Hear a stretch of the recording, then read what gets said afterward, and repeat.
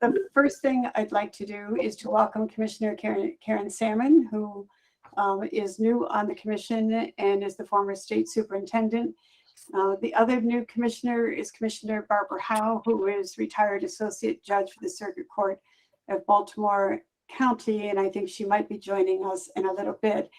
But before we move on to any business, Commissioner Salmon, would you like to just say a few things about yourself? Well, it's very dangerous to give me the microphone. That's okay. I'll pull out the hook if I need to. Okay. Well, I'm really just thrilled to be a part of this group, as I have been spent the last 45 years in public schools, K through 12, and most recently retired as a state superintendent. I want to say hello to Craig Williams, who was instrumental in my being in this position, and I know many of others of you as well have been colleagues in the past and have admired your work as well. So I'm just anxious to do what I can to assist. I think I bring some interesting information to the commission. We get into some issues with teacher preparation and those kinds of things. I'm very anxious to have some discussions around that. So thank you for giving me the time, and I'm going to yield back to the chair. Thank you. Great. Well, we're delighted to have you with us. So thank you for saying yes when you were asked to join the commission. And I don't have any other comments. If Commissioner Howe joins us, I will introduce her at that point. Just a quick review of the agenda. We'll do the usual committee reports. We have a couple of things under the Department of Academic Affairs and a report from the Student Advisory Council from Chair Julia Saliovsky. Julia, if I am killing your name, I apologize. No worries. And a couple of other things that Dr. Dow will take us through. And then we have the enrollment projections that Dr. Schmertz and Dr. Yushin Lin will take us through. But first, Secretary Fielder, are there any comments that you have? Just a couple comments. I really appreciate having Karen Salmon graduated now to higher ed out of her system. And I do look forward to following up on the many conversations we've had over the past 7 years. And so it's exciting to have you here. I'm pleased. I'm also so pleased to see what I consider almost a family with this commission, and to know that, you know, as the struggles go on throughout the world, and especially yesterday, we really value each other's support and prayers. I really, that's a heartfelt statement, and I just know that this commission has really focused on student access, success, and innovation. And with that, I'm excited. We'll get through the enrollment reports and an update, a quick overview on the state plan. So back to you, Mary Pat. Thank you, Secretary Fielder. So the first thing that we need to do is to approve the minutes from our last meeting, which was in March. As you all know, we canceled the April meeting. So if I could have a motion to approve, and then I'll see, and I'll get a second, and then see if there are any amendments. So could someone move to approve the minutes, please? This is Commissioner Coleman. I move that the minutes be received. And Commissioner Williams, I think I saw your hand. I'll take that as a second. Are there any corrections, amendments to the minutes? If not, all in favor, please either raise your hands or signify by saying aye. Aye. Anybody opposed or abstaining? Okay, thank you. The minutes are approved. There are no public comments today, so I'm just going to move on to the committee reports. And if we could start with education, with the Education Policy Committee. Commissioner Boyd, do you have a report? The committee has not met in the last month or so. There are several issues hanging fire, but at the moment we're waiting for more information coming into the committee to act upon. So there's no report for this meeting at the moment. Okay, thank you. Any questions for Commissioner Boyd? If we could then move on to Commissioner Coleman and the Committee on Outreach Grants and Financial Assistance. Yes, the Committee of Outreach, Communication, Grants, and Financial Aid. Uh, the MHEC conducted 5 financial aid presentations in different counties, 5 different counties, but they did this virtually. It was in Washington County, Baltimore County, Howard County, and also Montgomery County.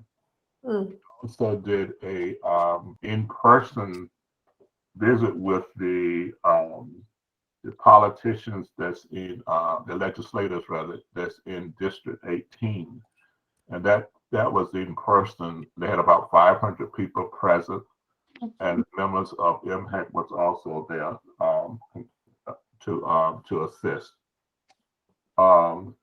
In the outreach area, there will be an announcement about a new website homepage in early June, and this will be more friendly, accessible to people.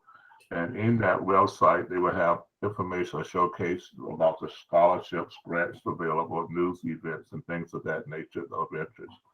And so that would be should be started sometime in June. And lastly, they wanted to report that over 8,000 students that was on a waiting list for education assistance grants were presented or given in year 21-22, and they are preparing for the next year now. Okay. Great. Thank you, Commissioner Coleman. Any questions for Commissioner Coleman? Okay. Thank you for that. Commissioner Salmon, did you raise your hand or not? No. Okay. Thanks, Commissioner Coleman.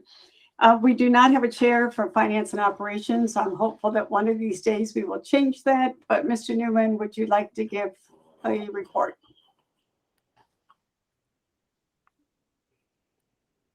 You're muted, Jeff. You're right. Thank you. We have about 5 or 6 weeks left in the fiscal year, so we're Aubrey Bascom is preparing to perform the annual year-end close and open up fiscal 23. So we are working towards those goals as well, and we have filled a number of our vacancies. I think we're actually down to about 3 vacancies remaining to be filled, which are in process as we speak. So we're pretty well caught up on all the personnel hirings, and that's where we are right now. Good. That sounds like good news. Thank you very much. Sure. I see that Commissioner Howe joined us. I'm going to do the last committee report, and then I'll come back to you, Commissioner Howe, in just a minute. And so, Commissioner McDaniels, a report on the Diversity, Equity, and Inclusion Committee. Yes, thank you, Madam Chair. The relatively newly formed Diversity, Equity, and Inclusion Committee did meet recently in May. At our most recent meeting, we spent quite a bit of time developing the framework for our mission statement, so we could communicate the areas that we would focus. And we're preparing to meet in June with Secretary Fielder to establish some tangible goals and tactics for the balance of 2022. So we were pretty pleased to get this framework for our mission statement finished. We also resolved to reach out to and sample some of the work that's being done in our institutions currently by we're inviting to our next meeting one of the directors of DEI at some of the local institutions, just to educate ourselves on what is currently going on. That was the another major effort. And we also talked about communicating both internally to MHEC and to outward institutions about our committee, since it's relatively new. And so we covered those areas in our last meeting. Thank you, Commissioner McDaniels. And when the mission statement is fully ready for public viewing, it might be nice to share that with the commission. It'd be interesting to see Sure.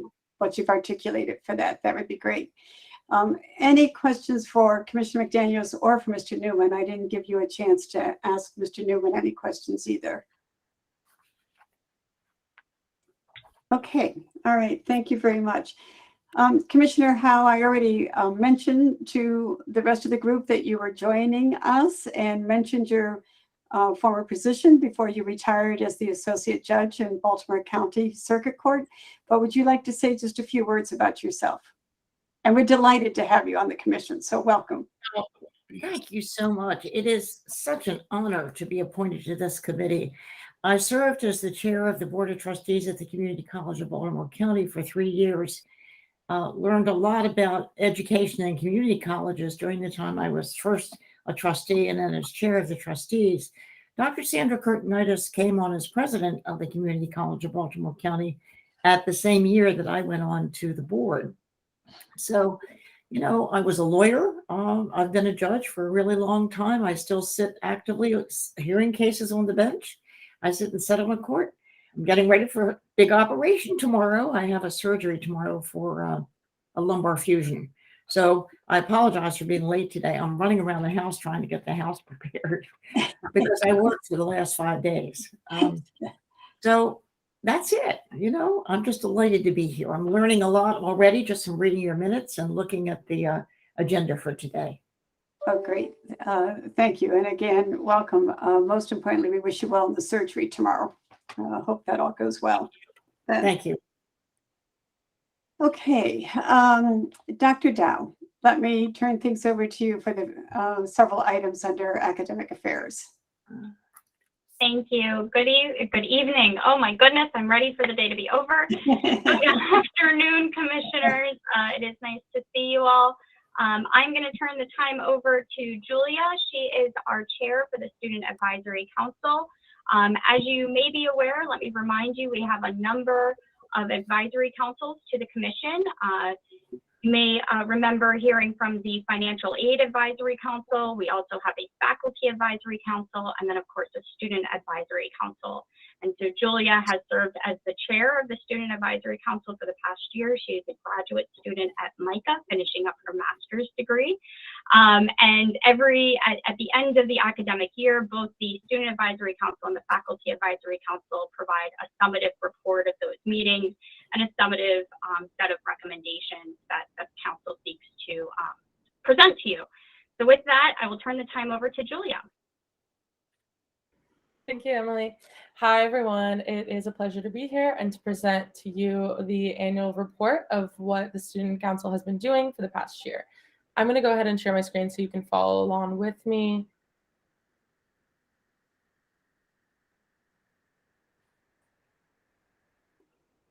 Oh, I have to let it record.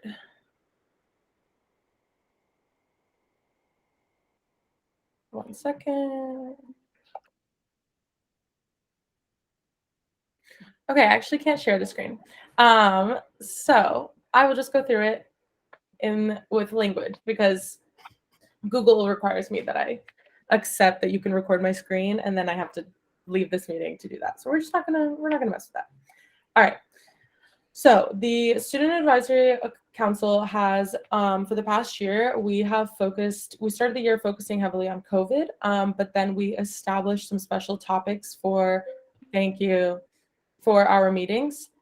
As you can see, the first few meetings, we did not have special topics, mostly because we are just starting out. There's a learning curve, and it was helpful to get the students on board so that we could develop our special topics.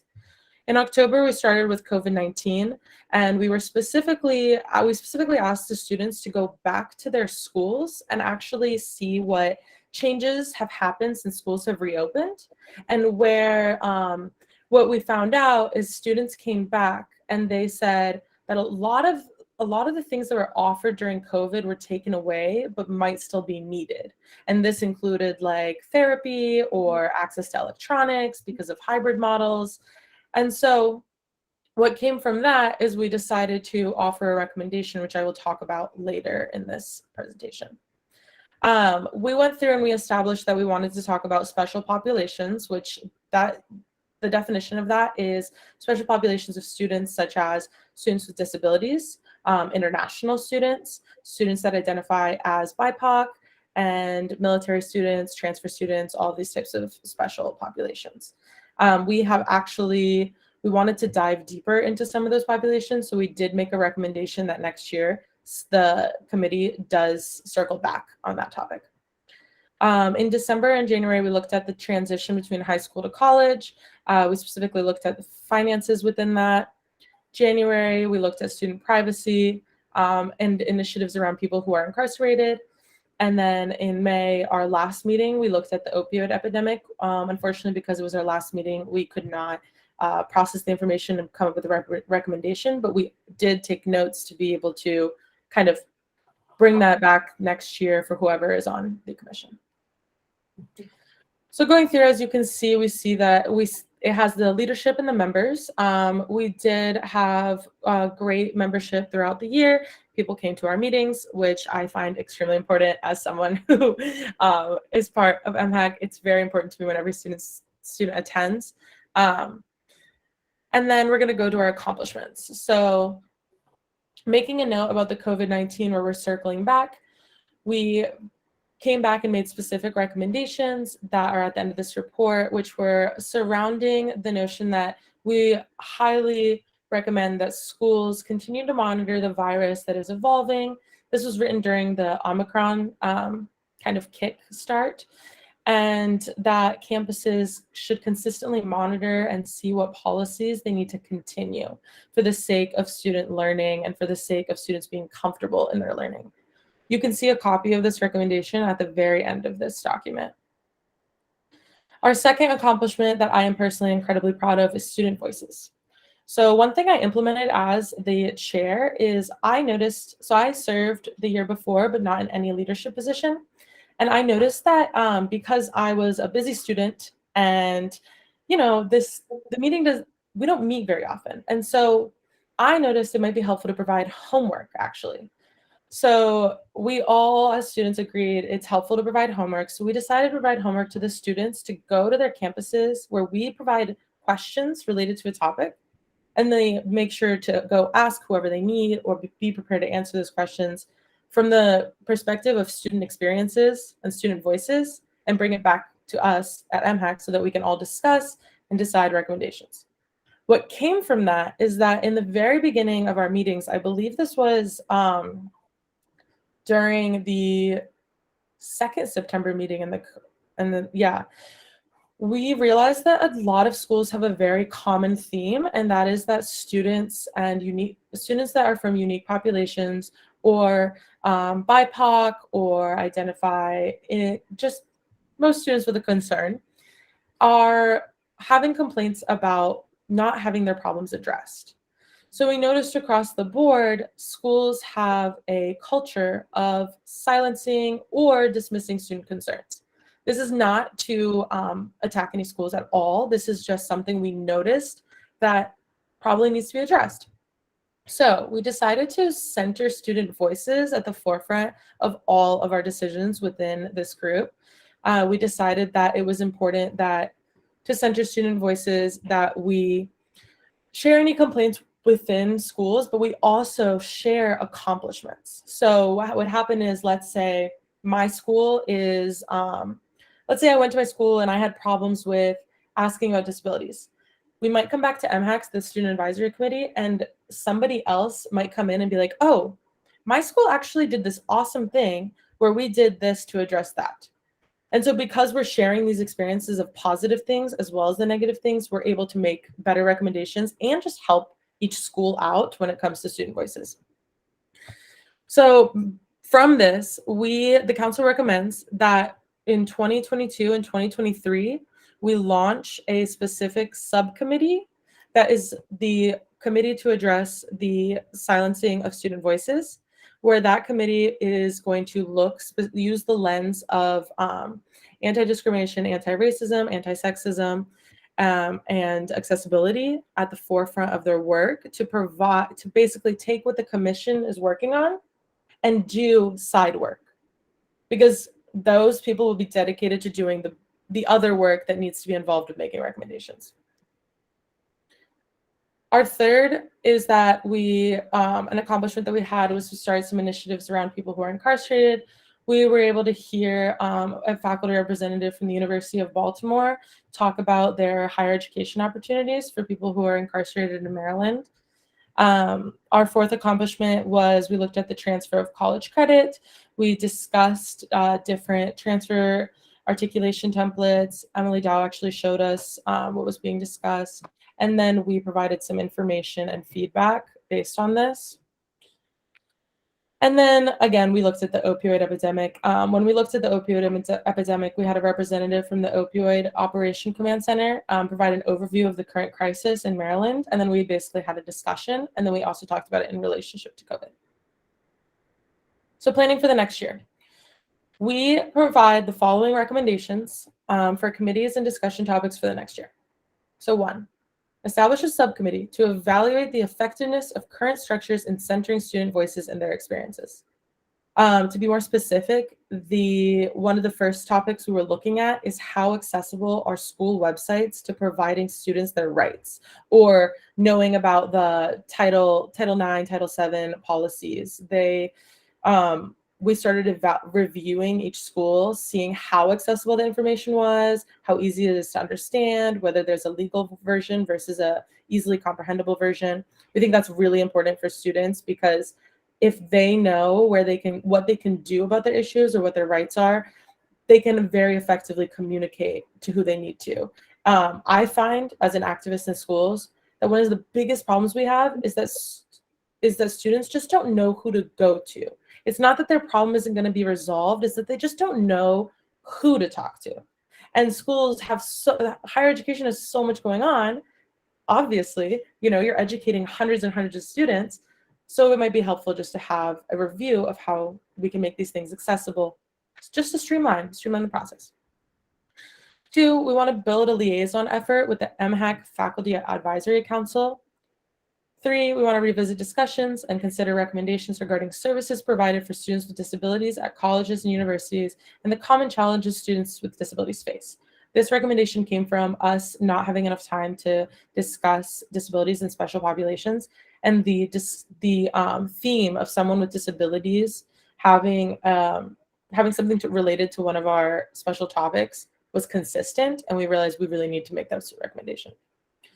We want to continue discussions and consider recommendations regarding initiatives for individuals who are or were incarcerated, and consider ways to engage high school students with council efforts, particularly in the context of financial aid awareness and initiatives. And with that, I'd like to say thank you for listening to me. And if you have any questions, please go ahead. Thank you very much, Julia. Comprehensive report, and it sounds like your committee was very busy all year on some very important issues. Any questions or comments? Questions for Julia or comments? Secretary Fielder. Mine's a compliment. First up, we relied on the input from this committee when we started working over 2 years ago on the whole transfer issue.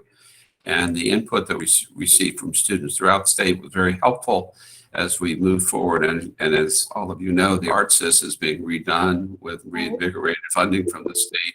So we're hopeful that the improvements to the transfer is going to make it more transparent and less expensive for the students in the long term and less student debt. So that's one point. The second, on the student complaints, we have a current process right now for student complaints, which require the students to exhaust their institutional process first before they come to MHEC. And then once they come to us, then we will again review it with the president of the institution, see whether in fact it was resolved. Some of the ones that Julia mentioned, however, I believe may fall into the Federal Commission on Civil Rights. So that's one of the things we're trying to watch very carefully too, so that the students are quickly directed to the place that can help resolve the issues. And the last point on the incarceration is so important. I was a panelist in the Ronald Reagan Institute just 3 weeks ago on recidivism and incarceration and higher education in Maryland. So it was a very vibrant discussion and more to come on that as it goes. Thank you. Great. Thank you, Secretary Fielder. Commissioner Coleman, you had your hand up? Yes, Julian, thanks for that thorough report. My question is, how are students selected from the different campuses for this committee?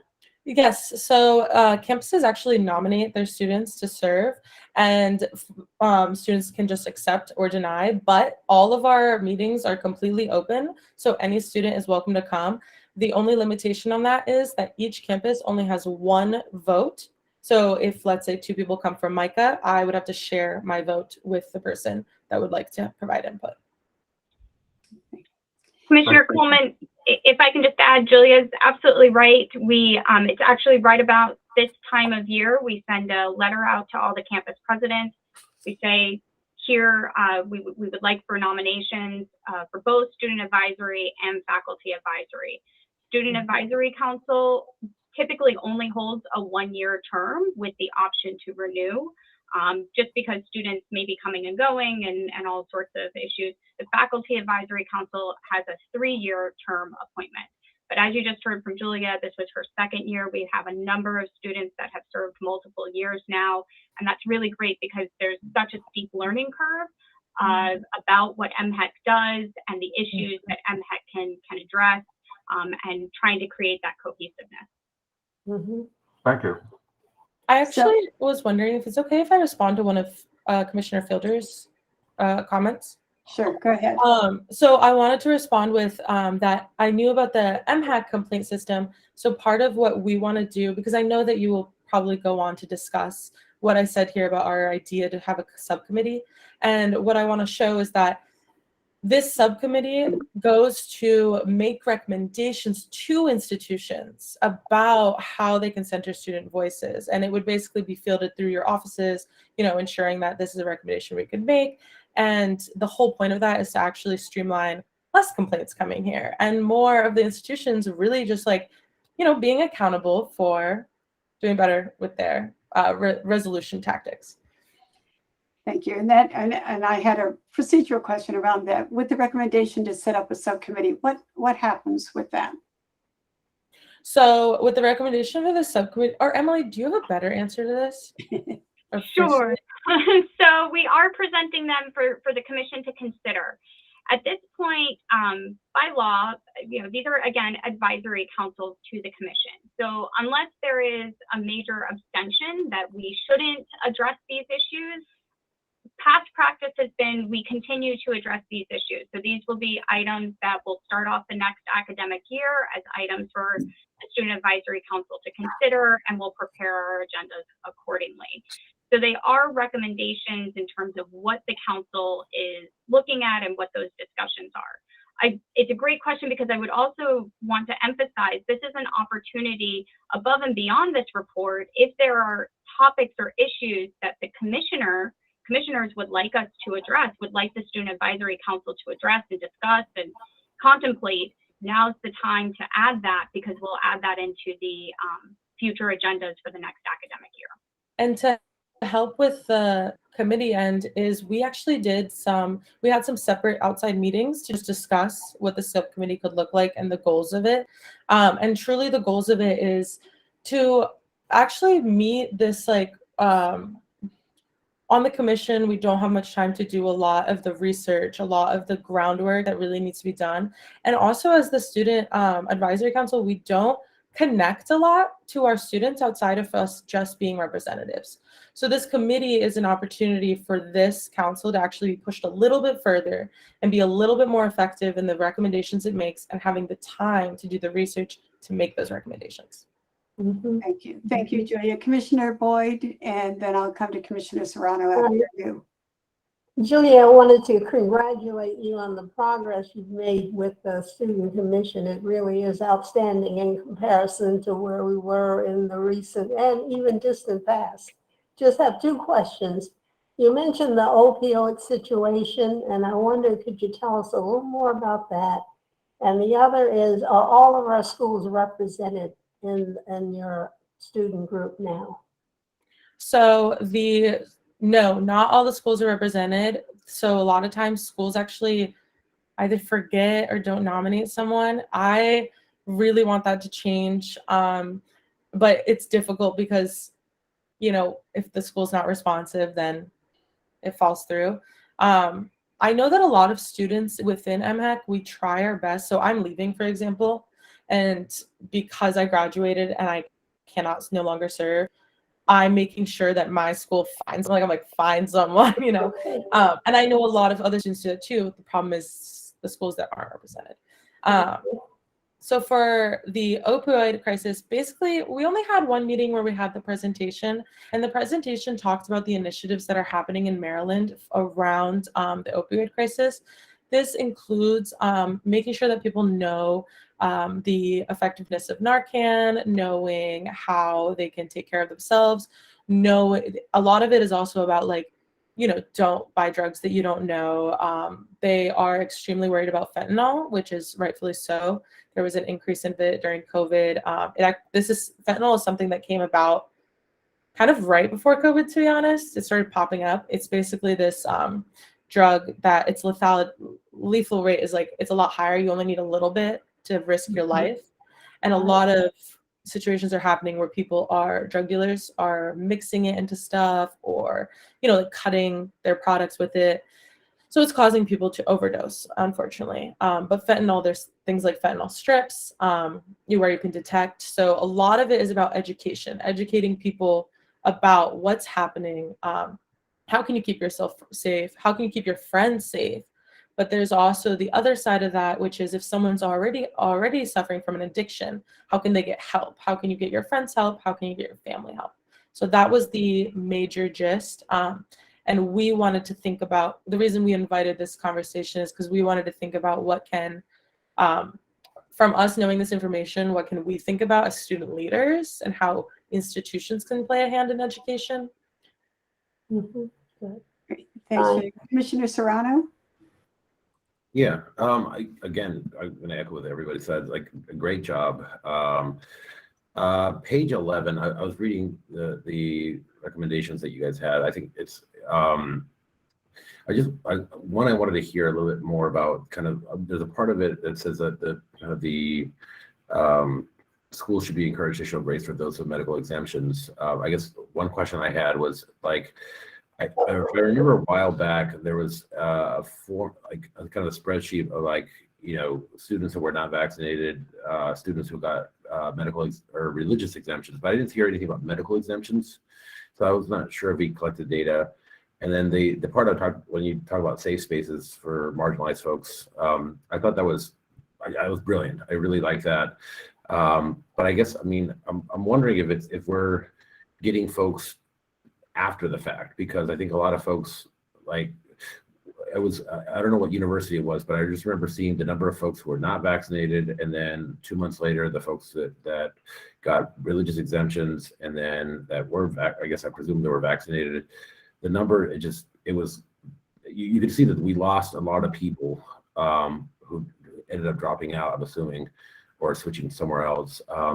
And I just feel like we might be addressing the problem after the fact, with you know, the idea is to keep people in school, help them have, you know, whatever the information and education from a specialist to say, this is what the process of vaccinating would be, this is what your concerns are, let's work together on this.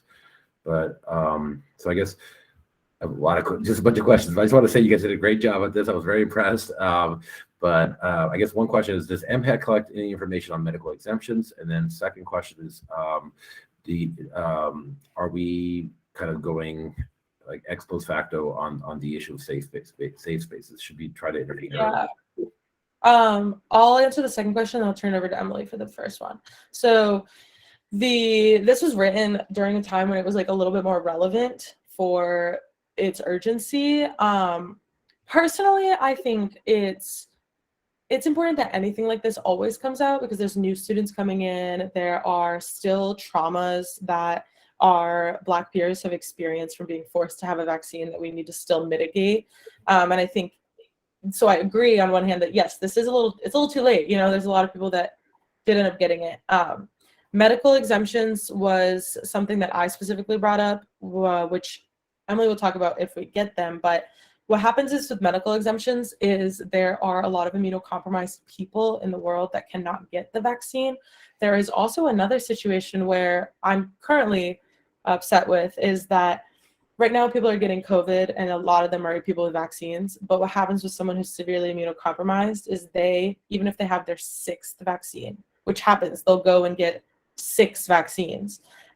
They won't develop the antibodies. So we have multiple different types of medical exemptions that are not necessarily due to someone just not wanting to take the vaccine. Yeah, I'll turn it over to Emily. Dr. Dow? Thank you. So we were collecting aggregate information around the number of students and faculty that had received the vaccination from the campuses. By the time the spring semester rolled around, most campuses were near 100% or very close to it, extracting out any counts for students or faculty that did in fact have medical exemption. So we were collecting it at the aggregate level. All the campuses have policies in place around exemption criteria and exemption review procedures. And as of our last count, which was the start of the spring semester, most, if not all campuses were at full vaccination or near it. Do we have any data on the attrition? Like, I guess when we went for like the mandates initially, do we know any data on the attrition of students that, I guess, didn't do religious exemption, didn't do medical exemption, and just dropped out? Do we know anything about that? It's hard data to collect because we won't know intent of people leaving. We've definitely seen some shifts in enrollment because of COVID, but it would be very hard to tease out if it's due to a vaccine mandate or if it's due to personal obligations or what have you. So we do have a shift in enrollment, but we don't know the reasons behind it. Secretary Fielder, did you have something to add? Just quickly, Commissioner Serrano, we also have to deal with FERPA and the students' right to protect their own information. So since self-reporting on medical issues, there's been different pieces of legislature to try to collect that, and it's always defeated. So there is no quote unquote mandate to collect that information. It's all on self-reporting, which is a problem in terms of trying to really analyze how many students had an underlying medical condition that then caused them to drop out. So the short answer is no, we don't have that information. That would have been very helpful for us too, for even our recommendation. Yeah, with this recommendation, I would hope that it also goes forward only because a lot of the issues raised here, although they were raised in terms of December, I personally, as a student, with my experience with COVID, especially this spring, wish that, my institution took a lot of these into account. Just because, now I knew about a bunch of people getting COVID and I didn't get one email about contact tracing. And I'm immunocompromised and I got exposed and I didn't get told that. And so I started my own sheet of keeping track, but if these recommendations might have been taken seriously, then maybe we would have that. Thanks, Julia. Secretary Fielder? Thank you. Julie just triggered one other thought. One of the things that we have done over the last 2 years is a bi-monthly COVID meeting with segment heads and representatives from institutions. One of the underlying issues that quickly popped up with COVID is the need for additional mental health services, not just for students, but faculty and staff, and that the monies, available funding, training, development, all those things are woefully short of providing that. And again, since it's all self-identification, it's really difficult to know how many of the students or even faculty dropped out, or stopped out simply because of stress and those kinds of mental health issues. And I think it's a real question, not just in higher ed, but throughout our culture, which is as yet unaddressed and analytically. It's addressed through reports of people having feelings and thoughts and observations, but it's no hard data. Emily, can you take note that we should actually take that in point, and can you potentially just like bring it back up to the next year's council, because we can still talk about hearsay. Like if like, I mean, there's like 30 of us who know other people who may have left due to stress or dropped out. I know that we talked about how like I lost access to therapy at school when we went in person because they didn't have enough therapists, and so now I have to pay. Which I could barely afford. So like if we can talk about stress as it impacted people leaving, that would be great. And if we have a subcommittee, we could even make that a town hall. Yeah. Great. Great. Julia, thank you again for a great report and for all your good work. Dr. Brown, I'm sorry, somebody else going to say something? All I said was thank you to Julia and her committee. Yes. Thank you, everyone. I appreciate it. Thank you. Dr. Dow, do you want to move on to the Comar amendment? Absolutely, thank you. So on page 13 of your commission book, you'll find a memo. Bear with me, I am just going to read it straight. On January 26, 2022, the commission approved for publication in the Maryland Register a proposed amendment to the regulations governing exemptions for religious educational institutions from the requirement to obtain a certificate of approval from the commission. The purpose of the amendment was to add a deadline of 20 days to request a hearing after an application for exemption is denied. The proposed amendments were published on March 11th. The public comment period ended on April 11th, and no public comments were received. The amendment became eligible for final adoption on April 26th. The enclosed proposed amendment is ready for the commission's final adoption. The amendment will become effective 10 days after notice of final adoption is published in the Maryland Register. So the recommendation is, it is recommended that the commission approves for final adoption the enclosed amendment to the procedures for denial of a religious exemption. And I'm happy to answer questions. Thank you. Just a reminder, as Dr. Dow said, this is our second time looking at this. So is there any further discussion? If not, could I have a motion to approve the recommendation as written and stated? Commissioner Boyd, I so approve. Thank you, Commissioner Boyd. Can I have a second? Second. I'm not certain who that was, but who? Commissioner McDaniels, was that you? I didn't say it, but I will second it. I second Okay. that motion. All right. Any further questions or discussion? All in favor of approving the recommendation, please signify by raising your hand or saying aye. Aye. Any opposed? Anybody abstaining? Okay, that passes. So Dr. Dow, we can move on to the report on the state plan. Absolutely, thank you. So I will try to keep this succinct because really what I am trying to do in this presentation is to foreshadow what you will be receiving as a full draft of the state plan, and hopefully in the next couple of days, if not sometime next week. So I wanted to give you a bit of a preview of what you're looking at and make sure I can answer any questions. So this is the 2022 State Plan for Higher Education.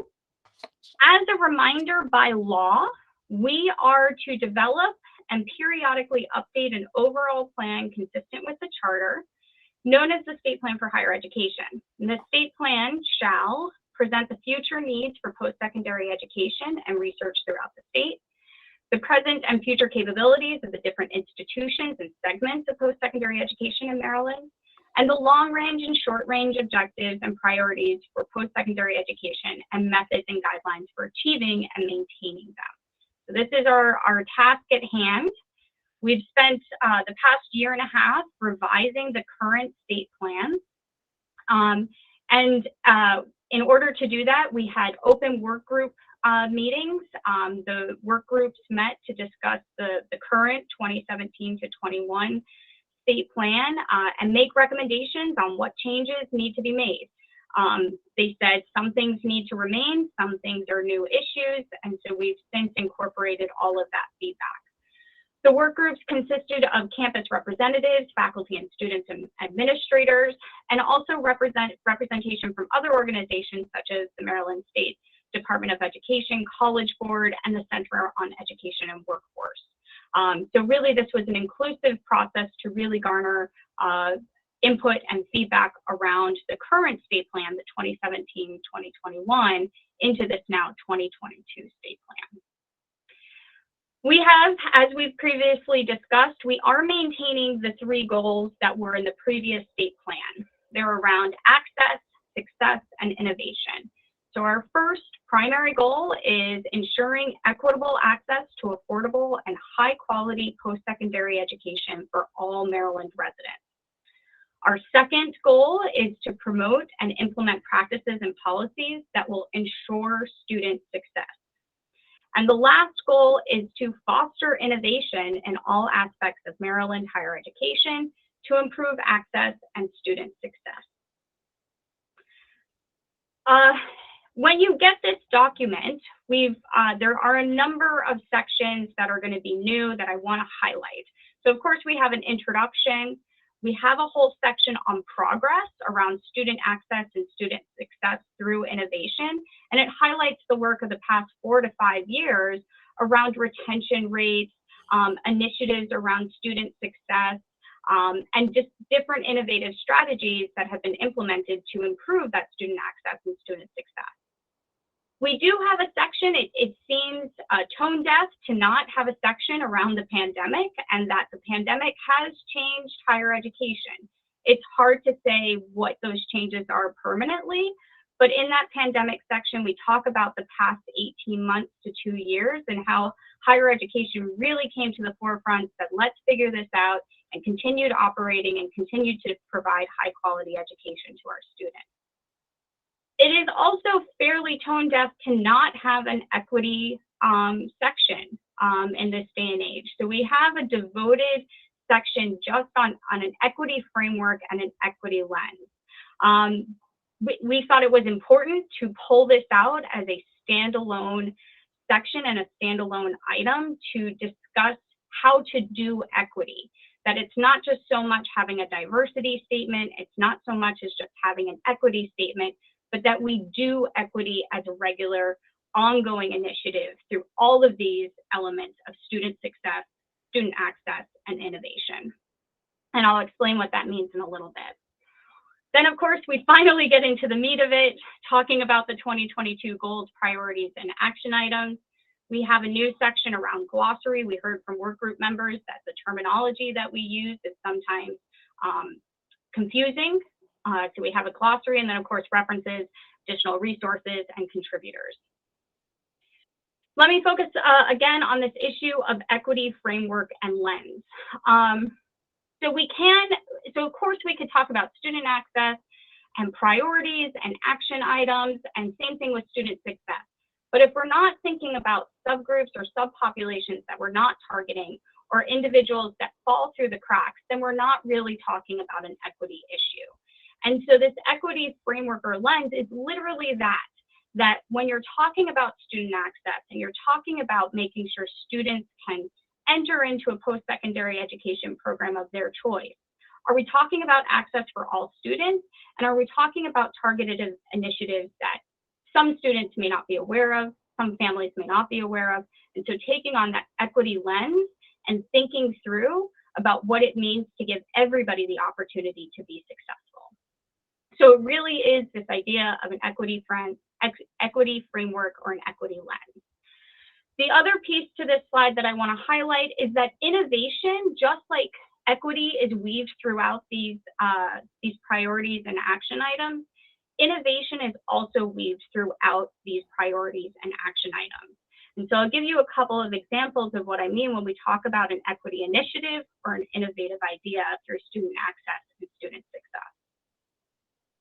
So again, let me remind you, recenter, this is all about access, success, and innovation, our 3 primary goals. Within each goal, you will see different priorities, very specific priorities. So for example, in student access, we have 4 priorities. Study the affordability of post-secondary education in Maryland. We talk about the cost of higher education, but to answer the question, what does it mean to be affordable? It's actually a really challenging question to think through. Faculty, you have to pay faculty salaries. You have to have buildings. There is a cost to higher education. So what does it mean to have access to an affordable post-secondary education in Maryland? So we really need to study that. We need to evaluate if Maryland is affordable. So priority one is just the affordability, and what does that mean to be affordable?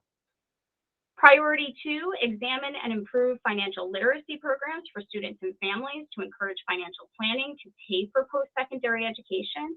So it's a similar and related issue around affordability, but we know from so many students and families, they don't know necessarily how to navigate different types of scholarships, different types of grants, how to navigate the FAFSA, so on and so forth. So how do we improve that, and how do we coordinate with other entities throughout the state?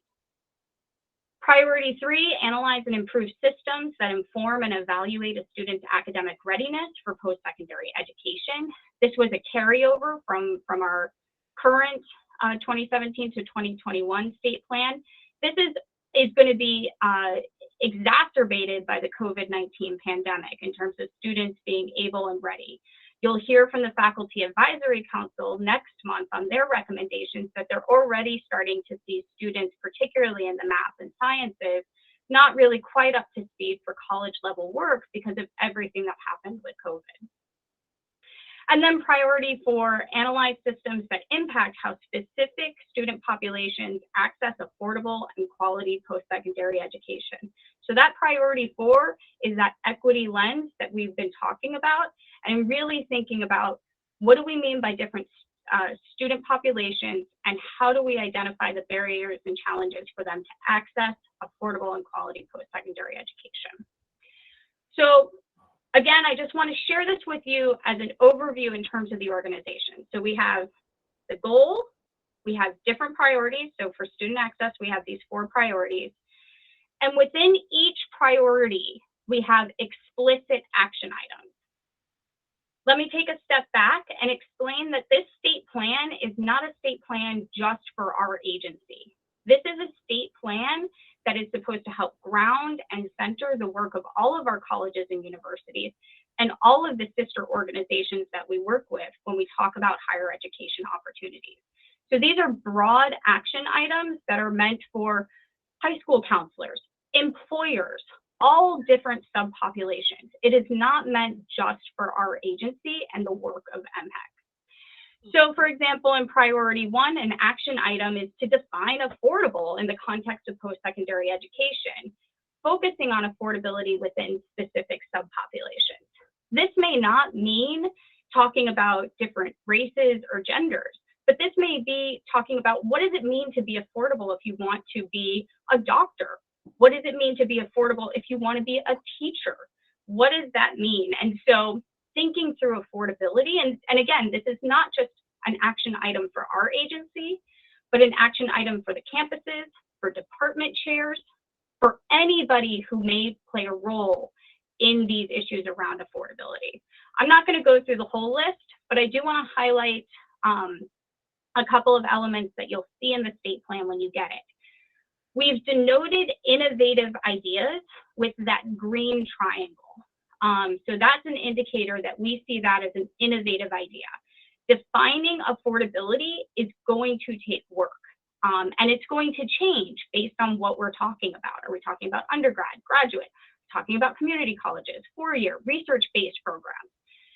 So that's an innovative, novel way to address this issue of affordability. Let's just start with a definition. The 4th action item down, you'll see 3 red lines. We've denoted that as an equity item. And so this is an action item that embraces that equity idea of identifying and evaluating and addressing equity gaps in students accessing financial assistance programs.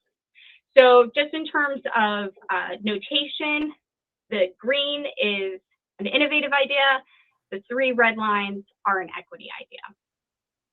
I'm going to quickly go through the remainder of the slides because you're going to see this in the full document. But in priority 2, again, we have a number of action items: educating all students on how to best pay for college prior to enrollment, engaging students and recent alumni in the development and dissemination of financial literacy tools to prospective students, a number of action items under priority 3, and a number of action items under priority 4. Again, you'll see this when you see the final document, but want to highlight kind of what you're going to be getting in the next coming days. Okay, so that's all access, right? The student access goal. Now we have the goal of student success. Under student success, we have 3 priorities. Maintain the commitment to high quality post-secondary education. Priority 6, improve systems that prevent timely completion of an academic program. And priority 7, enhance the ways post-secondary education is a platform for ongoing lifelong learning. Priority 5 and 6 are really essentially carryovers from the last plan. It was recommended we still need to maintain that, like, that's a priority for student success. We need to make sure they have access to a high quality post-secondary education, and what that means in terms of making sure that there's a workforce outcome associated with a program, that you have high quality faculty teaching these in our colleges and universities. With priority 6, improve systems that prevent timely completion of an academic program. This is hard, and we've talked about this in previous meetings, what it means to be on-time completion. That changes from one population to another. A working adult with children, on-time completion may mean 6 years because they are working and they're doing night classes and weekend classes, and that is important to them. They want to complete within 6 years. A traditional undergrad student, complete in 4 years, that's the goal. So what it means to be timely completion, again, as an equity issue, changes from one demographic to another or one population to another. Again, I'm not going to go through these specific action items, but I did want to just show them to you so that you knew that they were coming. Priority 5 and priority 6 have quite a number of action items, and you'll see that some of them have both a equity and an innovative notation to them. All right, let me scroll down.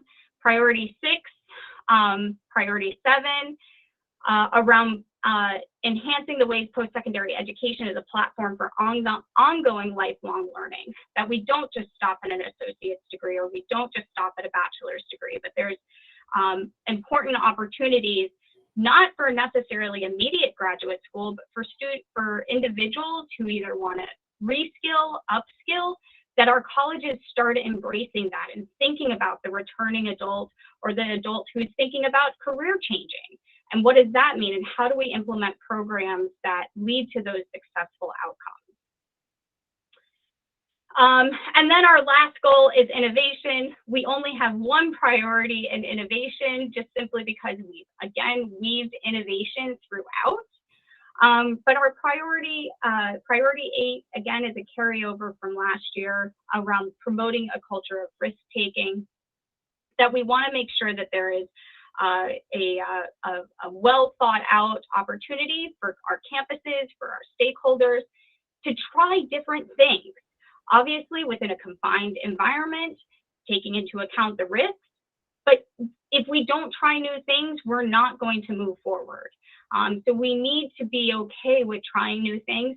If we fail, we need to have an evaluation process built into that failure so that we can understand that and educate each other on that. So it's important that we allow ourselves that opportunity to try new things in an effort to be innovative. And so a summary of those innovative ideas. And I think that is my end of my presentation. So again, I wanted to give you some time to have a preview of this state plan. You'll be getting this document in the next few days, if not hopefully by the end of next week. You'll see that it is a draft. We did put the document out, not in the version that you're seeing, but we did circulate it out for public comment back in December. We got quite a bit of feedback and incorporated that feedback. So this is really kind of the next time this document will be going out publicly, is when it comes to you. In terms of timing, if I can get this to you by the end of this week or sometime next week, I'd like to request that we put on our agenda for the June commission meeting a vote for final adoption. So I will share in my email to you when the draft does go to you. If you have edits or comments, please send them to me, and I will work to implement them, and we'll also evaluate. Obviously, comments that are going to drastically change a section, I will then say, no, we should not vote, because I would want you all to be aware of that and have opportunity for discussion. But that is the hope, is that pending any major changes, we would do a final adoption at the June meeting. I will stop and answer questions. Thank you, Dr. Dow, for a great overview. And just a quick comment, I really appreciate the identification of action items related to innovation and equity. It just brings greater intentionality to those important areas. So thank you for that. Any questions or comments for Dr. Dow? I do have a question. Hey, Dr. Dow, great to see you. Thanks for all the hard work. It's an important effort. And when you share that with us, will there be some background about all the input in the stakeholders, which stakeholders were involved, and which universities, colleges, student groups, other stakeholders? I think that from a process perspective will be helpful context. So that's one. And then secondly, was there any discussion through the process with regard to, under the student success piece, student wellness? Back to the conversation with regard to health and wellness, mental well-being in the time of the pandemic, and in forward-going virtual learning. A key ingredient for student success, of course, is what sort of health and wellness they find themselves in, and what supports that universities, colleges, and other institutions might provide. So I just wonder if that component came through under your student success work stream. Absolutely, yes. So one, in terms of stakeholders, we'll have at the end the contributing members from all the work groups, so you'll definitely see that. In terms of mental health, we absolutely have, I believe it's a full paragraph that talks about mental health services, and I'm pretty confident it is somewhere in the student success section. So yes, we do have an element there, and we certainly talk about it in the pandemic section. That is it, and not just for our students, but certainly for our faculty and staff as well. Great. Sorry, one final question, and then I'll save it for looking at the final document. In composing the update to the state plan, did you all do sort of a landscape analysis of what other state systems have put together, and how Maryland's fits within them or is differentiated from them headed into the next cycle? Sure. So I think the short answer is no, not officially. We did not do that kind of landscape analysis in a way where we did a thorough analysis. I will say the work groups absolutely looked at other states and other initiatives that are happening to help inform their recommendations for Maryland. So there's that. I will also say sometimes that's a hard comparison to do because Maryland is segmented the way it is. So for example, if you look at Pennsylvania has a couple of systems. Those systems run the way they need to run. We are a regulatory entity, and so of course we have University System of Maryland, we have Morgan, we have St. Mary. So it's hard to do a state-by-state comparison of similar state plans or strategic plans that other states have initiated. I think that's probably why we didn't do an official review. But again, I want to reemphasize the work group members absolutely looked at other states, and you'll see in there initiatives that are happening in other states that we should likely mirror or mimic because they have successful outcomes. I hope that answers your question. Yeah, I think that's helpful. We'll take a look at the report. I think, it was getting to the point of what is different about us that we can really differentiate ourselves in the marketplace, because in our next conversation, I think we're going to talk about enrollment challenges, right? And so to the extent that a state plan can support the other parts of our conversations around challenging enrollment, then we might attract students from other jurisdictions, other states, to support our vision and growth. So it all fits together, and understanding what our strengths are and how it differs from, say, our peers or competitor states, I think would be a great value statement in a state plan. But I'll stop there. Thanks. Yep. And I will say we do have some of those sections, so definitely take a look and provide feedback. Absolutely. Thanks, Commissioner Williams, for raising those issues. Commissioner Serrano? Yeah, I agree. One of the questions I had was about the process that was put together. I guess one thing I kind of going not so much from state to state, but more from like institution to institution. Does this plan kind of integrate plans that are already at institution level? So does UMD, for example, or something like, would they have like a strategic plan? Does this amplify that, and how does that reconcile? And then I guess the second question I have was there, I guess with barrier analysis, like what are the barriers that we are trying to overcome with this plan? And I guess the third question, if I could ask one more thing, is the extent of this plan is kind of a living document, and how does that get modified with changes? So say there's another pandemic that happens in the fall or the winter, like what mechanisms do we have to change our direction accordingly? Absolutely. And so I just took notes. What was your second question? Just to make sure I answer all three of them. Oh man, I already forgot. I know, I'm sorry. It'll come. I'm sure it'll come to me as I'm talking. But if you remember, please don't hesitate. Barrier analysis. Barrier analysis. Yeah, yeah. thank you. Yeah. Okay. So let me start with modifications first. Yes. So, a read of the law says that we are supposed to have this plan and we're supposed to update it periodically. We're also supposed to provide a report every 4 years. So this is kind of a combination of those two things. I think in future iterations, we need to tease apart the plan from the report. So that's why we have that progress section, is that progress section counts as our report in terms of meeting these goals and initiatives around these goals and strategic elements around these goals. So that's to say, we can update this plan. The commission has the authority, and our legal folks on the call, please correct me if I'm wrong, we can update the plan at any point in time when the commission sees fit and seems appropriate. So I think that it is a living document in that sense. Traditionally, the agency has updated the plan every 4 years, going back to the early 2000s. So we did want to think through a plan that had a little bit more longevity, because it's so hard to see outcomes, long-term outcomes of something that maybe you've only had 2 or 3 years to implement when you have an undergraduate cohort of, ideally a 4-year completion rate. So that's all to say you have authority to kind of make those changes, and as commissioners and as a state agency, that it's to be updated periodically.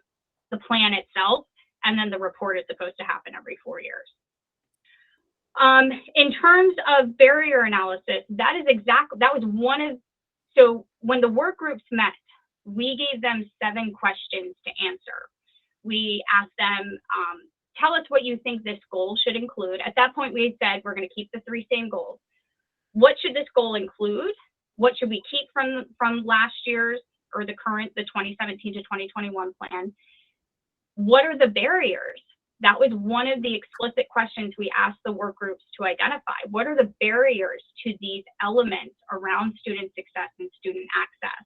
What are the successes to these elements around student success and student access? So we asked those specific questions, and the work groups provided formal responses to all of that. So the state plan doesn't have a section necessarily that explicitly says, here are barriers, but it does weave all of that information as a motivator for saying, these are why we need to do these initiatives. So that's the barrier analysis. And then the last one, but your first question on strategic planning. So it's kind of the opposite. This state plan is supposed to inform institutional strategic planning. We know, though, that all the colleges and universities are on different cycles. For example, I think Morgan's strategic planning is a 10-year cycle. Some of the community colleges have 4 or 5-year cycles for their strategic planning. Nonetheless, this state plan is supposed to inform that strategic planning. So the next step after this state plan is adopted is the commission is supposed to review mission statements, and campuses are supposed to update their mission statements so that they're in an alignment with the state plan. So as soon as we finally adopt this state plan, we'll send a letter out to the presidents and say, hey, you have 6 months to 8 months to make any changes to your mission statement, because of course we want them to go through all the governance procedures and board approvals that they need to. And we'll next summer likely review the mission statements for public institutions, for the community colleges and the public four-year institutions. And then that will help us get insight into the alignment of where those campuses are going and how does that fit within the state plan. Thanks, Dr. Dowell. Secretary Fielder? Yes, those have all been great questions, and Emily's done a tremendous job in presenting this. One underlying element, you keep talking about the word alignment. Congruence is another word that works. You think of the state plan as the umbrella, institutional missions under that, then we review each academic program request. And then we also, at some point, review the productivity of programs to recommend eliminating programs that aren't productive, meaning having no students, having no graduates, but have expenses, so that the money then gets recirculated within that institution, so that it's all aimed at that congruency to move it forward. So as an example, if you have an institution that proposes nanotechnology, but it's not in its mission, that they don't have the upper level research capabilities or support, so forth, then that's not congruent. That's probably not going to get approved. That's the easiest way to, an example.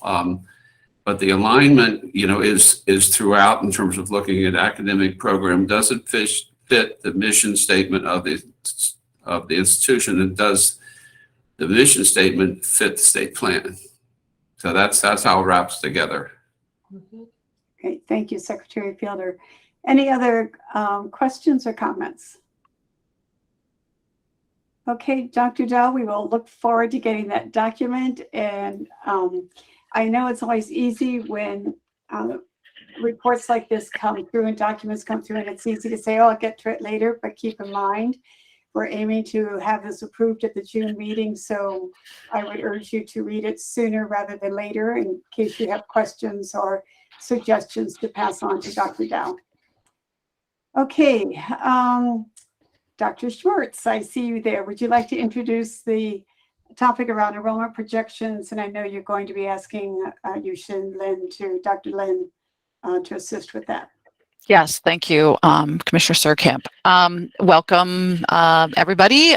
For those who are longstanding members of the commission, this is a familiar spring cycle of the research team providing you analysis on a projection of tenure enrollment. For those who are newer to the commission, this is a mandate out of COMAR and out of statute that we do this work. Dr. Lynn has prepared a report. You have a copy of it. This is also summarized on page 15 of the commission book as a memo.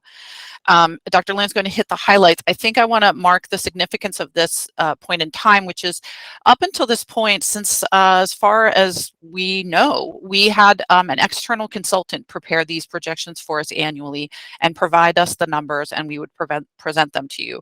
With the last year's cycle, we actually prepared resources such that we could learn more about how these projections worked. And when Dr. Lynn arrived as a part of our team last June, this was one of her first tasks, was to take the materials that were provided by the consultant and build them into the projections that you will be presented today.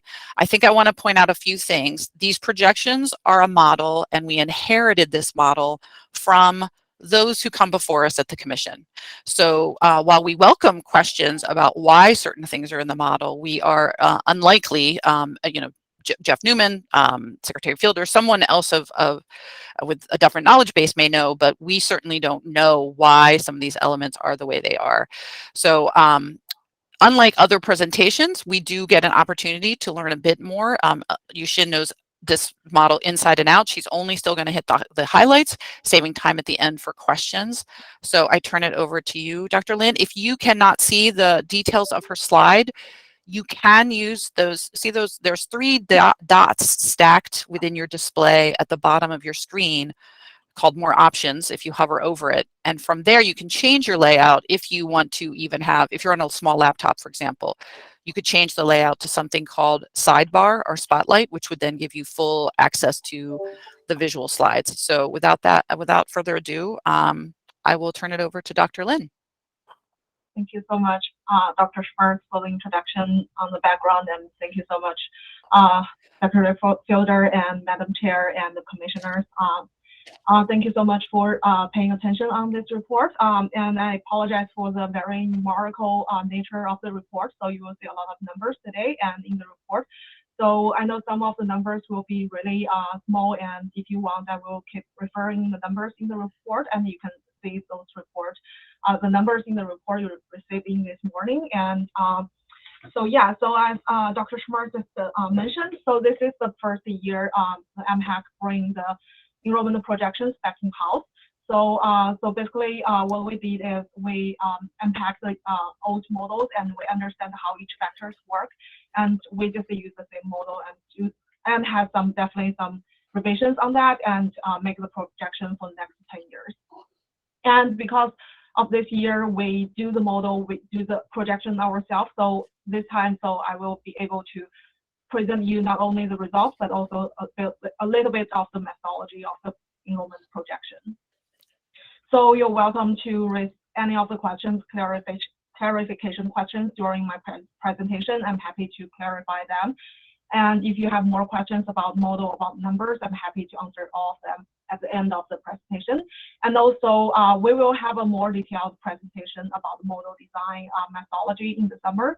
So you are also welcome to attend that session. Then in that session, I will present you more in the detail about how the model actually works. So a little bit background about enrollment projections. This is required by the regulations, so that MHAC have to every year produce a 10-year enrollment projections for Maryland's public colleges and universities. So the purpose of this projection is to use by the college to prepare capital construction projects. So the very important component of the enrollment projection is called projected 10-year full-time equivalent enrollment. So that number will be used for plan for the budget and the capital and facilities, especially for community colleges.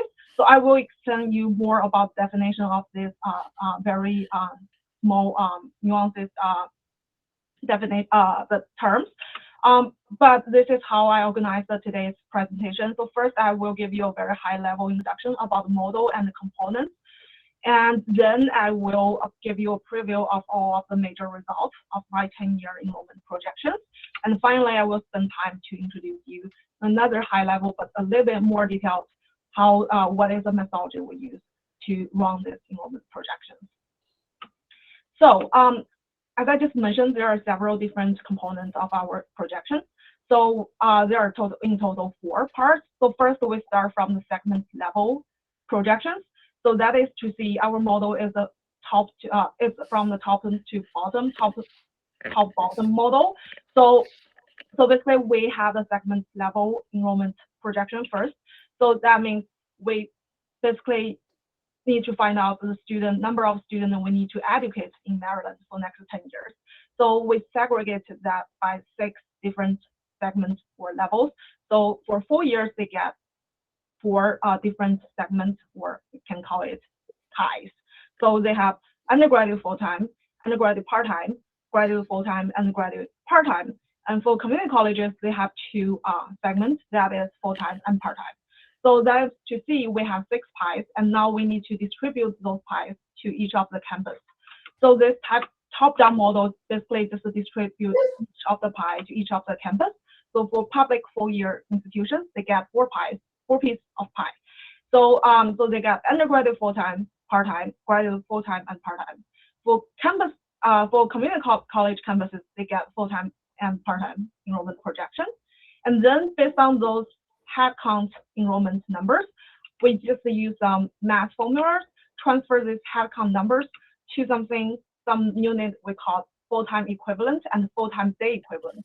So those two terms are very frequently used by finance and budget planning because those are very important terms that can transform the part-time student and online courses like credit you take remotely into some actual full-time equivalent students that will use the daily resources like the library, cafeteria, gym, or other kind of buildings. So the difference between full-time equivalent and full-time day equivalent is the first one is basically just like combine full-time and part-time.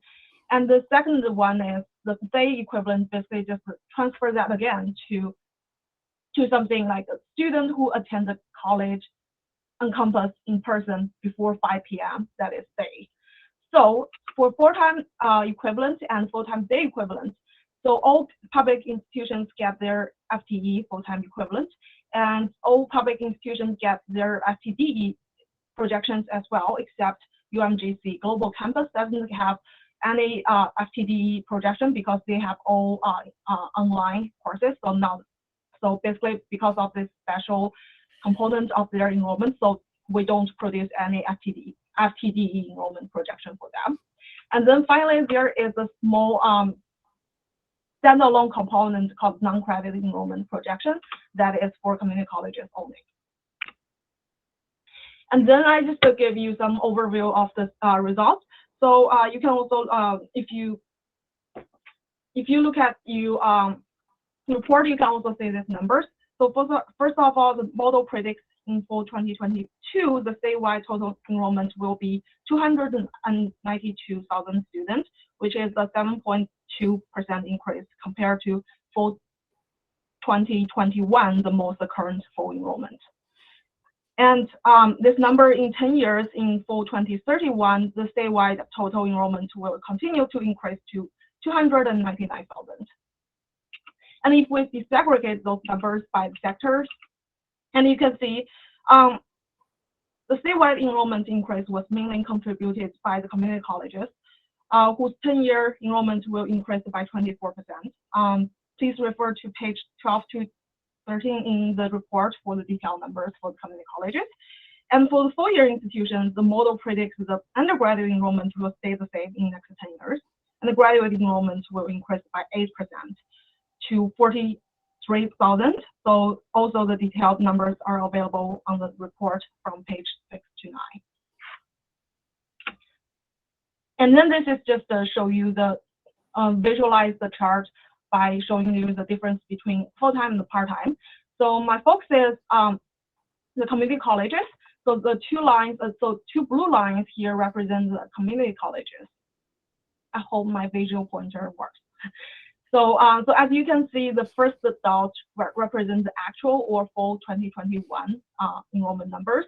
And here the second dot represents the first projected numbers. So basically you can see for the community colleges, there is a very big uptake from 2021 to 2022. So that is to see, actually our model overestimates the enrollment numbers for community colleges, full-time and part-time.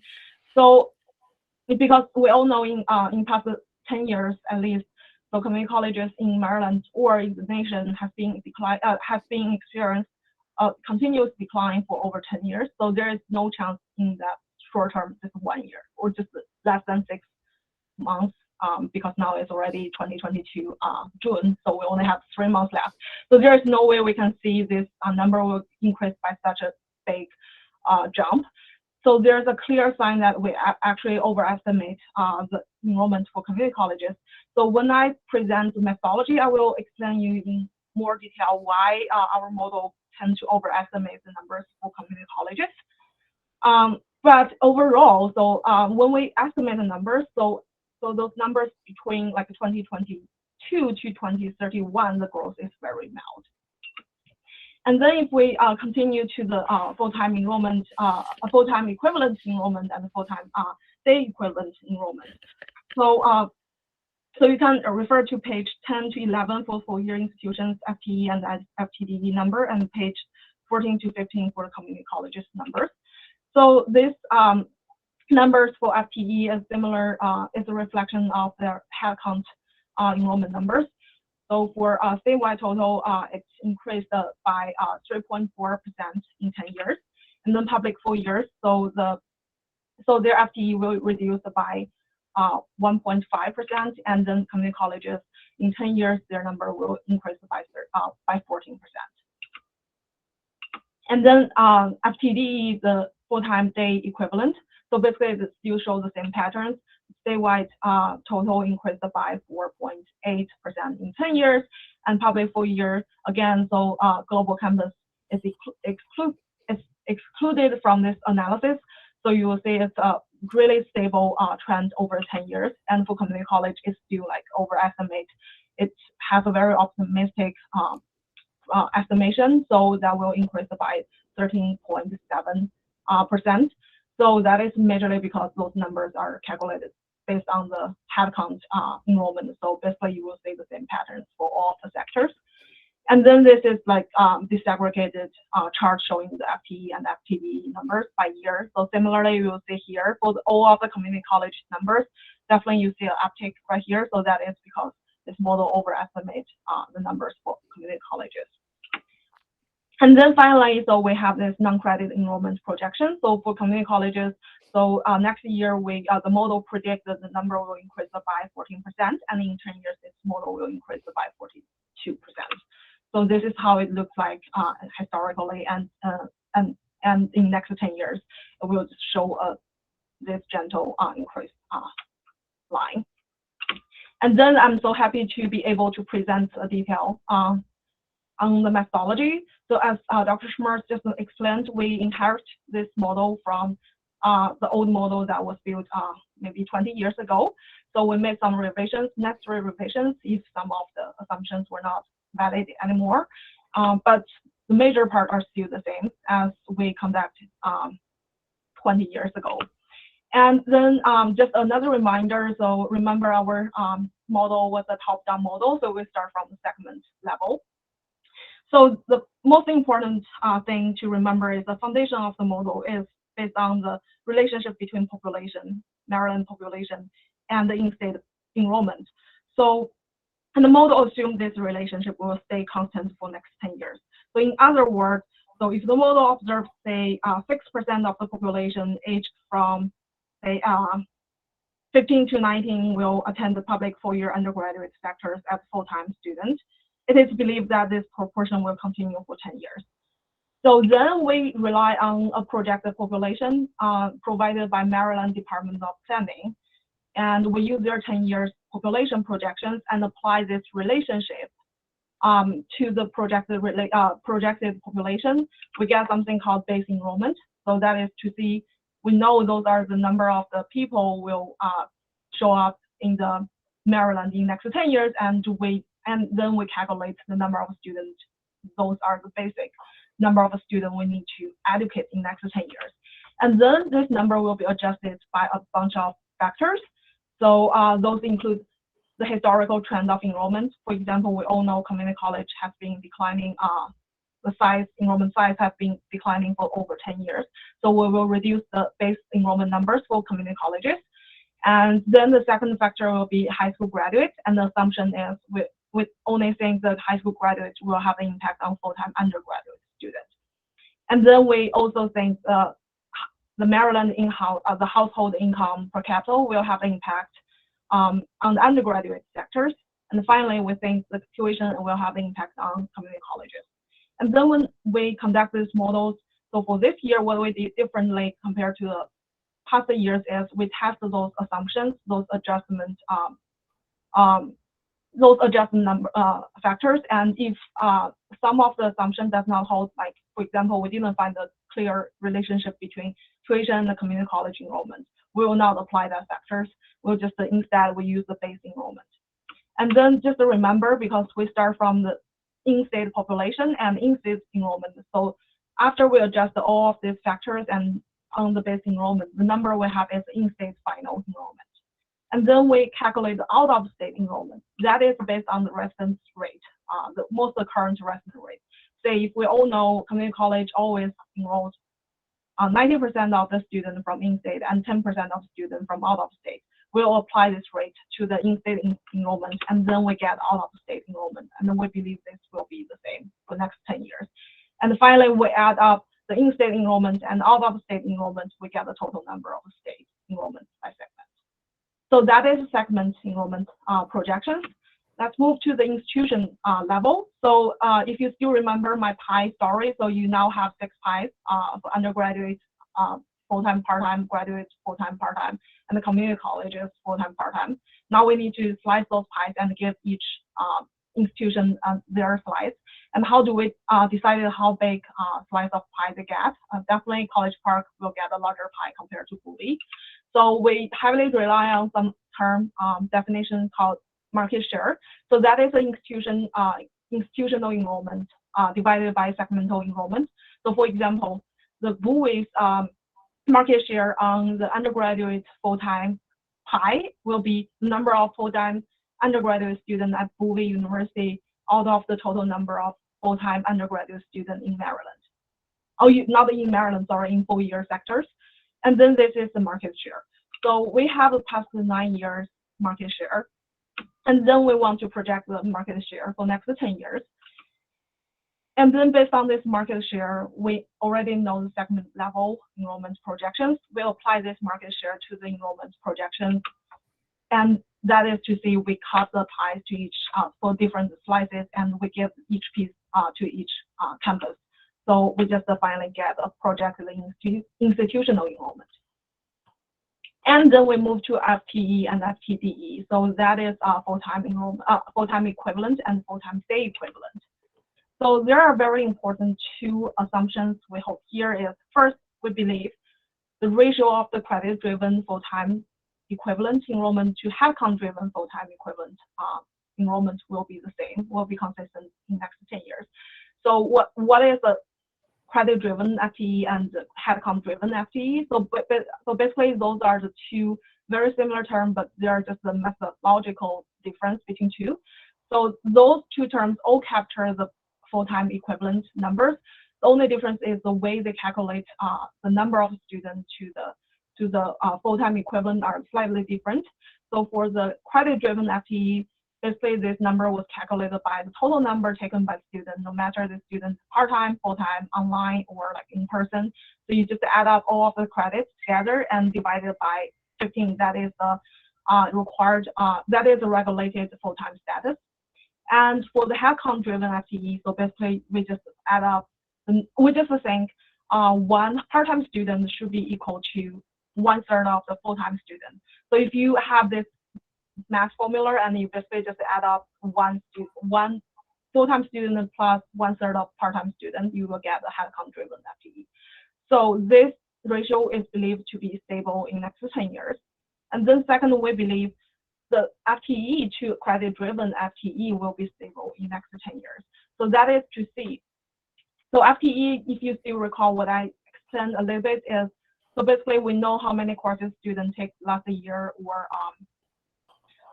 in the past several years, and how many courses were taken, for example, before 5 p.m., that is day class, and how many of them are actually delivered online. So basically, we need to transform all of those to the daytime for the daytime equivalent number.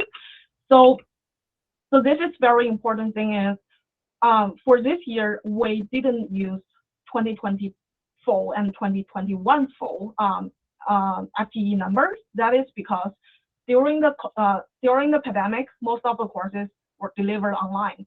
So if you can imagine this, like if all of the course was delivered online, so definitely the campus won't need so many buildings or gyms or cafeterias, because most of the students will stay at home, will not visit the campus at all. So we believe those shocks caused by COVID-19, or those like remote delivered courses will be just temporary. But we also, so basically we just exclude those 2 years of number from our projection model. But we believe after pandemic, those numbers will return to a new normalcy for the near future. So basically for the future, then probably we will use some like new numbers in the future. But for now, for this year, we only use the 2018 full and 2019 full. And then now you know everything about the two important assumptions. So basically, because we already know the 2022 to 2031 projected enrollment for each institution, and so basically you can use that formula. Like if you still recall, like one part-time student equal to 1/3 of full-time students, you transfer that headcount enrollment to this projected headcount-driven FTE. And then because you know headcount-driven FTE, you can calculate it based on this ratio. You can calculate the credit-driven FTE. And now you have project credit-driven FTE, and you apply this ratio of the FTDE to the credit-driven FTE. Then you have the projected FTDE. So that is how we delivered FTE and FTDE numbers, and that is the number will be used by the financial team and use it for the budget planning for the community colleges. And then finally, for the non-credit enrollment, it's very simple, just one sentence. So we use the past 12 years of non-credit enrollment of the community colleges only, and then we just project the next 10 years non-credit enrollment, and we don't use any additional factors. And then I just want to go back to the topic. I just promised you I will just mention about why our model always overestimates the community colleges. That is because if you just to remember, so this segment level enrollment is totally based on the population relationship between population and enrollment. So for community colleges, we have been seeing this declined relationship between population and their enrollment in past 10 years. And basically, when we say about historical relationship between population and enrollment, we're talking about average ratio. So if you keep saying this ratio has been declining for over 10 years, so the average can only capture the midpoint. So that is to see our model always have a 5-year-ish late lag response to the decline of the community colleges. So for the 4 years, this ratio, this proportion is more like constant. So basically, it's ups and downs around a very constant numbers, like 6% of the students will always go to 4-year community go to 4-year universities. So but for the community college, so basically if you take the average of 4 years, so basically that will be like the very constant level, but just like some ups and downs around this level. But for community colleges, that is something like if you see this downward trend, you can only capture the middle. So that meaning like most of recent more sharp rate reduction caused by either the COVID-19 or community colleges market loss cannot be fully captured by the model, but the model can, at least to some extent, can capture some of the reductions for the community colleges, because if you think this 10 years as a very long-term thing, definitely like if you have a lower level end, then that will drag down the average number to a lower level.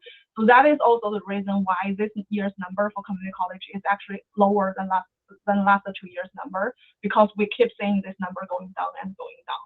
So that is to see this number this projection cannot capture any immediate or temporary impact from COVID-19. But this model can correct itself and capture the long-term effect of the COVID-19 if those impacts will continue in the next 3 or 4 years. So that is the end of my presentation. Thank you so much. And before I take any questions, I just want to read this lovely. And so it is recommended that the Maryland Higher Education Commission accept the 2022 and 2031 enrollment projections and approve their distributions to the public campuses and interested state agencies. I see a lot of questions coming up, so I'm happy to take any questions. So Dr. Lin, thank you very much for that very comprehensive report. Let me begin with Commissioner Howe, and her hand was raised. You're muted, Commissioner Howe.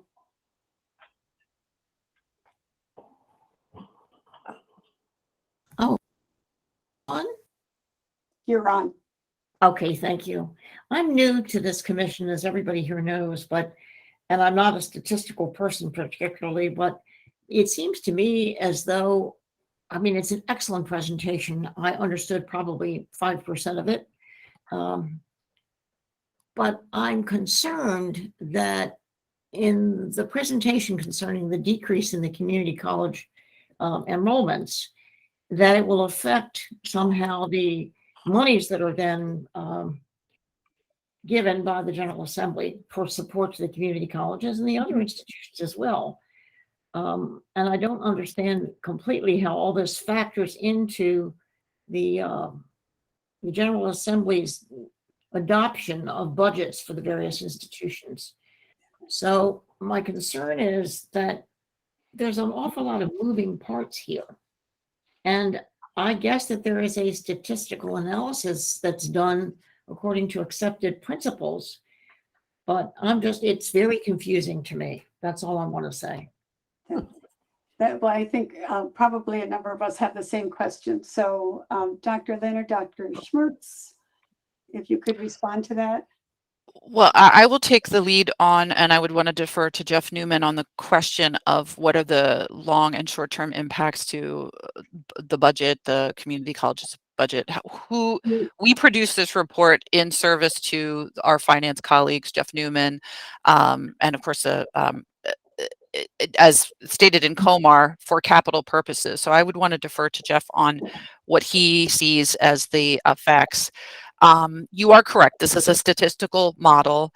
And I think the emphasis being on a model that was created when conditions were different in post-secondary education in the state than they perhaps are now. So year one of this work, and again, because Commissioner Howe, you are new to this, some who've been in the commission for a while are quite familiar with the fact that this is part of our spring process. First step was for us to understand this model to be able to then say, what do we believe is most effective in its comprehension and what should be reconsidered. As Dr. Lynn indicated, this model presumes people in seats, right? And this need for space for people in seats to some extent. And we know that the long-term effects with COVID are going to be that institutions are going to see that distance education has more and more of a place on their campus. And so we may have to engage in conversations again with our finance colleagues as to how to modify the model to perhaps modernize it to that reality. We're happy to certainly take any questions about more about how the model works. I think what is nice about having this out in-house, unlike when we had a consultant, and we did learn from our documentation that when given we have evidence that when variables that he used or items he used in the model did not actually have a statistical relationship between each other, he still utilized a way to use numbers from that and push the model forward. Dr. Lynn has emphasized that she tested all the assumptions to see what did and did not have a relationship, and from that built a model.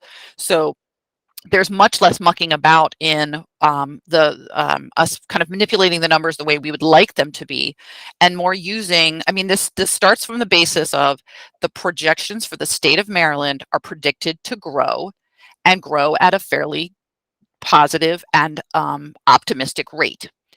And so our task is to predict how many human beings in Maryland will need to be educated, and then we distribute them around all of the public institutions, the top-down model that Dr. Lynn emphasized.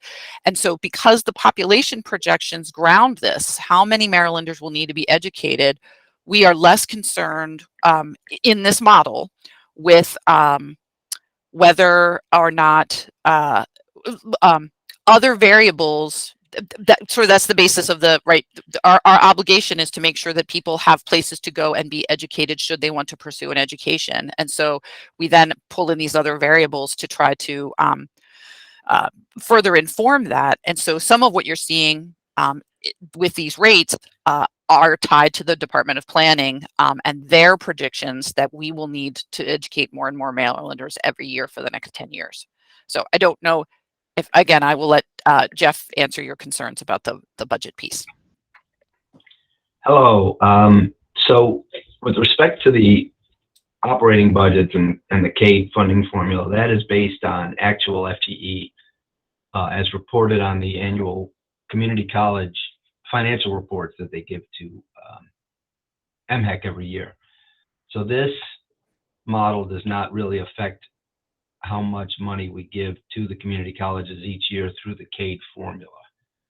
That's actual FTEs. What we do use this for, though, is to inform capital budgeting, and it's used primarily to inform the capital budgeting, we have a space guidelines model that calculates space needs into the future. So when we look at space needs for each campus, we look at current needs versus what the enrollment projections may be leading us to 10 years from now. And that informs whether the colleges will have a surplus or a deficit in certain types of space on campus. However, the other component of this is this model is run annually. So this model is updated each year. So while we may have projections for space in one year saying that campuses will need so much space 10 years from now, that gets updated when the new enrollment projections are run in the subsequent year. So we try to be as close to realistic as possible. And over the years, the MHEC enrollment projections have been shown to be pretty accurate. Thanks, Jeff. Commissioner Howell, did that at least answer your questions for now? Well, I certainly understand it a whole lot better than I did before I asked the question. And I'm happy to hear that we review this on an annual basis. And yes, so I understand more now after the explanations have been given why we do this and what its purpose is. Thank you. Thank you. Commissioner Serrano? Yeah, I guess it was kind of, I think I might have already been answered, but I guess if you had the ingredients for the model and used the information from 2012 and applied that to the model, have we valid, I guess as a way of validating it, could we see how much we were off or how accurate it was? Because I guess, when I'm thinking of a 10-year projection, of just like, controlling for a lot of the shocks, we had shocks in 2020 and 2021. So we had, presumably we had these ingredients that are going into this model using data that we had from 2012. I guess I'm trying to see how accurate is it? Yeah, thank you so much for your question, Commissioner Serrano. So first of all, I just want to say it's not very easy task for us to determine the accuracy of the model, because if you see this is a projection model, if we have to test the accuracy of this model, we have to wait at least 1, 2, 3. I mean, if we have to test the 10 years accuracy, we have to wait 10 years. And then if we at least we can wait next year and just revisit some of the numbers and see if, for example, community colleges number are accurate or not. Yeah. But for the so in 2020, in the projection report of 2020 to 2029, so that report does test the accuracy for the past year's model, and it is shown that the model did a great job with the four-year universities and colleges, but not very good at the community colleges because of the reason I just explained in the presentation. So basically this model has some lag response to the declining trend over years. So basically in the past several years, this model always overestimates the numbers for the community colleges, and it's almost the same it's more accurate for the full-year enrollment numbers. And another thing is, so the most important thing about this model is the methodology. I mean, those numbers are produced by model, so we could not control the numbers produced by model. So if the model tells us, if we just conduct all of these assumptions and models, and the model tell us this number, so we should not just manipulate and say that is a very crazy number, and let's just noodle that around and flip the coin and say let's give College Park 500 more students, and let's just reduce the enrollment numbers for CCBC by 20 students next year. So that is not something we can see accurate or not. It's something legitimate. That means we make sure everything. We just input the data and we ask a model to run itself, and we don't do anything. That numbers are purely conducted by model without any of the mainly contribute on that. So that is to say our model definitely, we want to make sure it can just be more accurate in the future. But at least for this year, we can definitely say we don't have anything like say that is not legitimate or that is not regular in terms of conducting and running. So I don't know if that can answer your question, but yeah, we'd love to improve our model in the future and try to improve the accuracy in the future. How frequently do you change the weights on the model? Oh, so the model itself does not change at all, but they are very minor. So next time when I have more time, present the very detailed things about models. There are very, very little parts of the model. So basically those parts will be changed every year because all of the input number will be changed. And then some assumptions may not hold. Maybe some assumptions hold this year and doesn't hold next year. So this year some factors will be included, and next year those factors may not be included. The thing is the structure, all of these high level things you just listened always hold the same in past 20 several years. May I provide additional context to Commissioner Serrano's Sure, question before go we ahead. take another question? Right, So and then Commissioner Coleman's up next. Then go ahead, Barbara. Right. So one, Commissioner Serrano, if you would like to, we certainly can extract what we would have predicted. I think what you're getting at is if we were to travel back in time, how accurate would we have been at predicting where we are right now?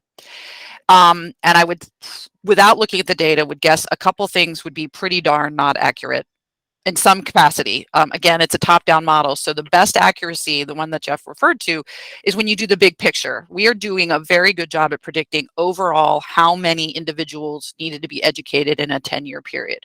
Where we're less accurate is where those people distribute themselves amongst the colleges. So we would likely see the overall state or segment at the community college or public four-year level would have predicted pretty well where we are right now, with some caveats. One, as Yushin indicated, it would have been fed by the previous year's worth of enrollment patterns, with the presumption that past enrollment patterns predict future enrollment patterns. And what would have preceded 12 and 13 would have been the Great Recession surge that we would then have used as a possible constant, and we know that did not hold, and the model would have churned those numbers again, because there's a faith that past predicts the future. Built into somewhere in there would have been that massive influx of students, especially at the community colleges, but across all sectors, that we would have had a rosy expectation. So I think that the fact that that it would have, and it's always a linear, and it's always a linear up. The projections do not project down. And they certainly weren't back in 12 because of what I just named. And then the model cannot predict, just like it couldn't predict the Great Recession and the uptick in enrollment, it could not necessarily do anything to predict the COVID downward turn. But as Jeff indicated, it's done annually, and the lag nature, that the model eventually catches up, as it were, with the shock that may have hit. So I'd be happy to go find the old numbers and show them compared to the new ones, but I would want to add those caveats as to whether or not the model was or was not accurate in a given year. Does that help? Thanks, Dr. Schmertz. Yeah. Commissioner Coleman? And you may be muted, Commissioner. I said, excuse me, I'm just curious, is there, have you noticed to see whether a correlation between students that live on campus and commuter students at any particular institution, the success rate? The success rate will be defined as completion of graduation. My question is there, have you noticed any correlation between students living on campus and commuter students and their success? We have not studied that. We actually, no, we do not know if there's a correlation between those two variables. It's an interesting question, Commissioner Coleman. Just speaking from my past experience and knowing a lot about the independent sector is that clearly we know that residential students tend to be retained at a higher level. Right. But I don't know, in the system, whether or not that holds up. Thank you. Any other questions or comments? Commissioner Serrano, you have another question. Yeah, just, I guess, do institutions do a similar, are there any institutions that do a similar kind of projections? And then how does this model compare to their model? If they have a model. Yes, we do know that institutions perform their own projections. I think they run the gamut in terms of their the variables they use and the sophistication of their methods. Our model is, I think, something like 166 regressions. Other models and have, of course, the variables we mentioned.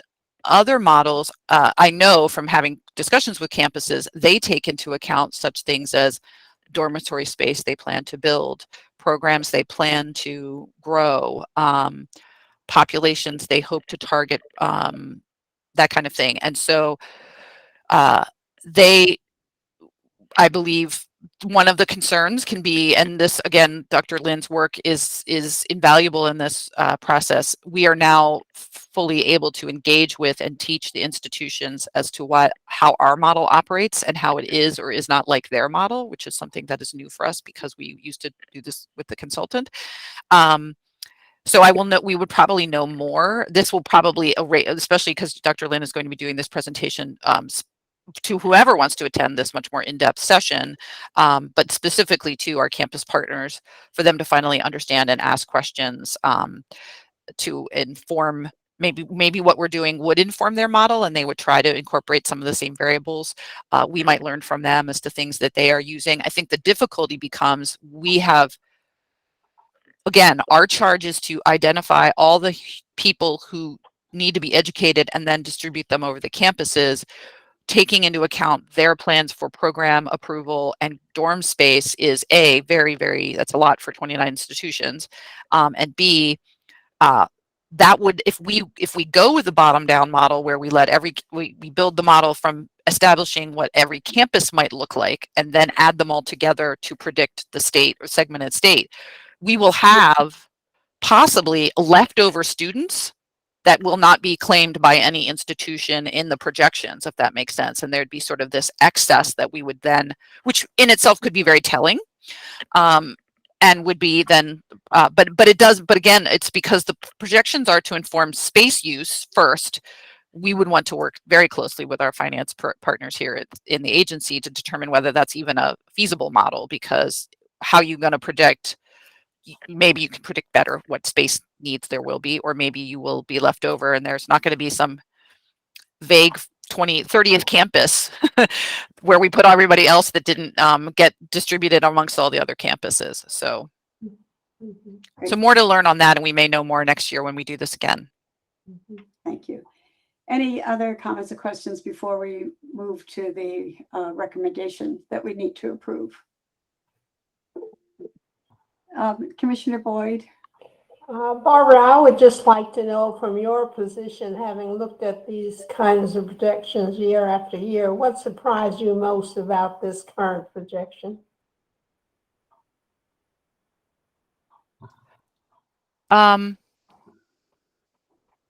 Well, I think what surprised me most is that we actually took time to meet with or Yushin did. I was not able to join the meeting. We learned from the Department of Planning. So again, the corpus of our projection starts with their projections of our future state population, and learning that their model, the drivers of why their model is so optimistic,